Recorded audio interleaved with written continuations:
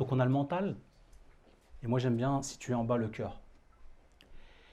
Et ce mental, il faut le savoir le faire taire de temps en temps. Il a sa place, mais il faut savoir le faire taire un petit peu. Le mental se divise en deux. On a le mental inférieur et on a le mental supérieur. Le mental intérieur, c'est ce qui va nous guider, inférieur, pardon, c'est ce qui va nous guider par rapport à nos conditionnements. Tu as été conditionné, tu as des paradigmes, c'est ce qui va faire que ton mental il va te faire prendre des mauvais choix. Par contre, on a le mental supérieur qui, lui, il faut utiliser. C'est lui ce qui nous permet de résoudre des problèmes dans la matière.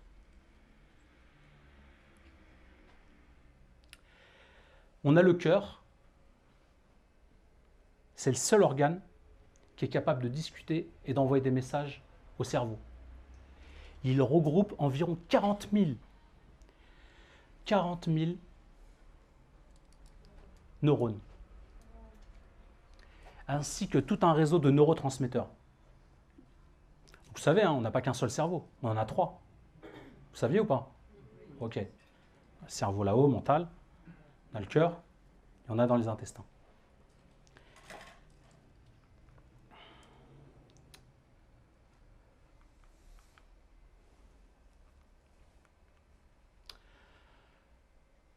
Notre cœur, lui aussi, il ressent des choses.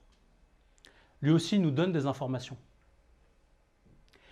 Et lorsque on veut faire référence à soi-même, d'ailleurs, ce qu'on fait, c'est qu'on se montre du doigt. Et on montre la poitrine, on montre le cœur.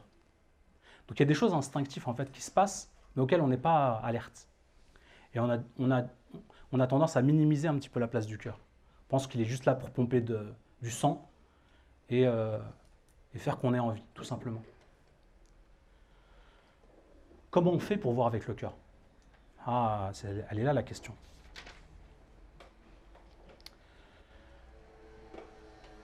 Eh bien, en se connectant à son cœur. Mais vous me direz, ok, mais comment on fait pour se connecter à son cœur? On a plusieurs techniques.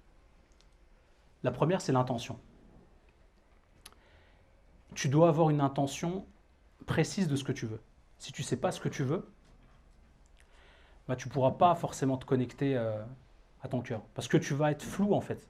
Tu es dans le mental, tu veux ci, tu veux ça, tu n'es pas précis en fait. Alors que l'intention, c'est un socket super important. Quand tu viens à un endroit, quand tu viens ici ce soir, c'est quoi ton intention?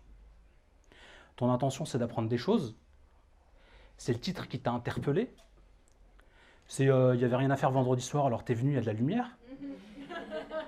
C'est louable, tu vois. Mais en tout cas, ou alors t'es venu tout simplement parce que voilà. Non, il faut avoir une vraie intention. C'est quoi ton intention? Tu viens pour apprendre des choses. Tu viens pour en savoir un peu plus sur toi, pour avoir des clés. Quand tu te lances dans un projet, c'est quoi ton intention? Quand tu as un problème et tu veux le régler avec tes enfants, c'est quoi ton intention? On a la méditation, on a l'oxygénation, et on a être dans l'instant présent. D'ailleurs, j'ai une petite surprise pour vous par rapport à l'oxygénation. Ça va vous plaire, surtout pour les geeks.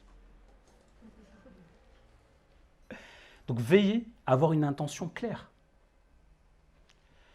Veillez à ce que votre intention, c'est la direction vers laquelle vous allez tendre.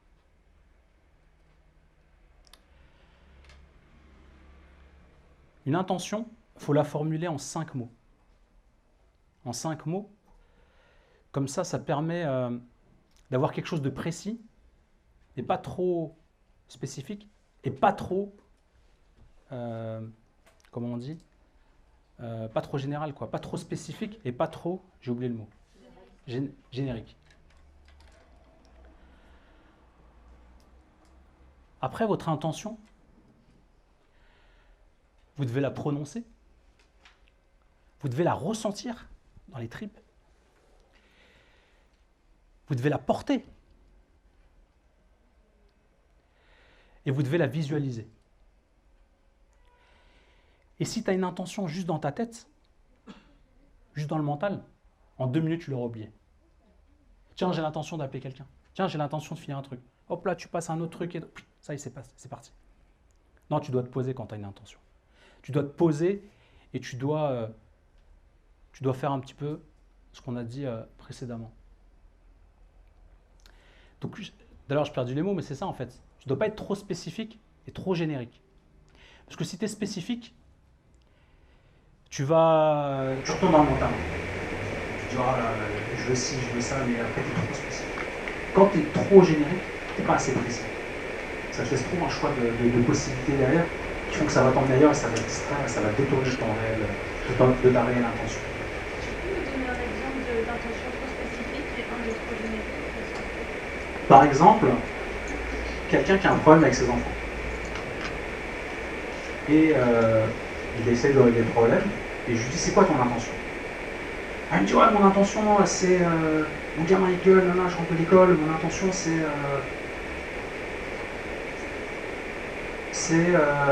je veux que mes enfants ils arrêtent de crier quand je rentre du travail. Ok. Quand tu lui dis, imaginons, je vais te donner un exemple spécifique, il va te dire, moi je veux que mon gamin, quand je rentre de l'école, il a fait ci, il a fait ça, etc. etc. Ok. C'est louable. Pour trouver le juste milieu, et surtout pour les creuser, en creusant avec lui, on peut tendre vers une intention, par exemple. Je rentre du travail, mes enfants font du bruit. Ok. Pourquoi ils font du bruit? Parce que sûrement ils reviennent de l'école et ils sont débordants d'énergie. Ok. Et sûrement ils ont une bonne raison. Maintenant, moi je suis fatigué, mais j'aimerais qu'ils fassent moins de bruit. Mais en réalité, c'est pas ça ton intention. Ton intention, tu dois être beaucoup plus précis. L'intention, l'exemple que je vais te donner, Maïva, c'est quoi? C'est, par exemple, j'aimerais rentrer chez moi et être moins fatigué, passer de bons moments avec mes enfants. Et en fait, quand tu creuses, tu te rends compte que l'intention, en fait, elle est... tu peux partir dans tous les sens, en fait, si c'était générique, si tu regardes juste la surface.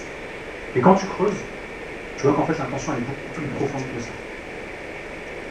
Et ton intention, c'est pas que tes enfants aient tel diplôme ou tout ça. C'est vraiment, quand je rentre, je suis pas fatigué, je passe des moments de qualité avec mes enfants. Je sais pas si ça te parle. On va faire un petit exercice. Je vous ai donné des exemples d'intention, en 5 mots par exemple. Et en fait, on commence toujours par ce que je veux le plus au monde, c'est plus les 5 mots. Par exemple, c'est éclairer positivement l'univers de ma lumière. Ou vivre des moments de qualité avec mes enfants. Donc vous allez vous mettre avec votre voisin et vous allez faire chacun votre tour. Vous allez déterminer une intention que vous voulez réaliser, par exemple, et vous allez essayer de la formuler en disant ce que je veux le plus au monde, c'est. Est-ce que vous voulez un exemple? Ok. Est-ce qu'il y a un cobaye qui veut se mettre avec moi? Bon, d'accord. Vas-y. En fait, je vois pas devant. C'est Maëva. Maëva, vas-y, viens. Tu l'as, t'arrêtes. Regarde. Est-ce que tu as une intention, tu as quelque chose que tu aimerais réaliser? Est-ce que tu as une intention? Vas-y. Être riche, non, je rigole. Je te le souhaite. C'est trop évasif, je dirais. Ouais, être heureux, c'est trop évasif. Ah mince.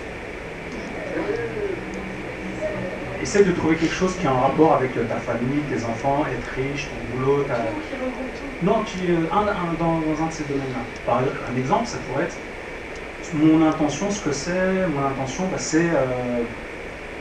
c'est de gagner suffisamment d'argent pour mettre ma famille à l'abri du besoin, par exemple. Ok? Donc ce que tu vas faire, je vais te donner le micro, tu vas répéter cette phrase, et en même temps, je vais t'arrêter et je vais te poser 2-3 questions. Ok? Donc, ce que je veux le plus au monde, et tu donnes ton intention.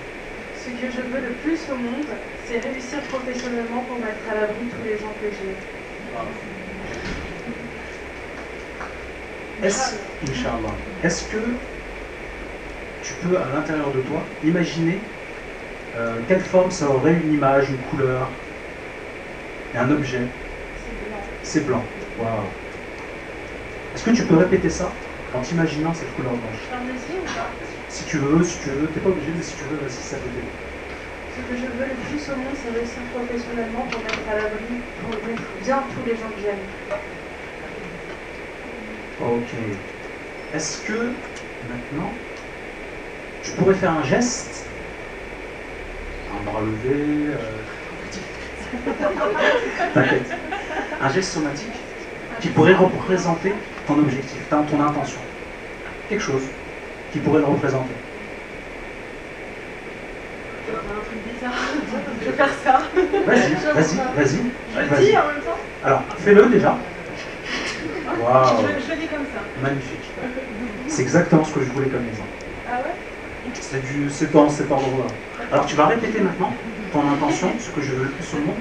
Tu vas t'imaginer la couleur blanche qui représente ton intention, et tu vas faire ce geste en même temps. Je vais pas pouvoir faire ça. Je vais tenir le micro. Bien sûr, pour moi. Je veux réussir professionnellement pour mettre bien tous les gens que j'aime. Inch'Allah. Amin.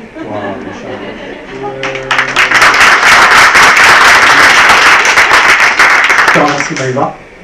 Tu peux revenir ta place. C'est exactement, en fait, c'est un peu comme ça, en fait. Ça veut dire qu'au fin, vous allez donner une couleur, ou un objet, ou un symbole à votre intention, et vous allez lui donner un geste somatique. Donc, on va jouer à ce petit jeu. Vous allez vous mettre 2 par 2 avec vos voisins d'à côté.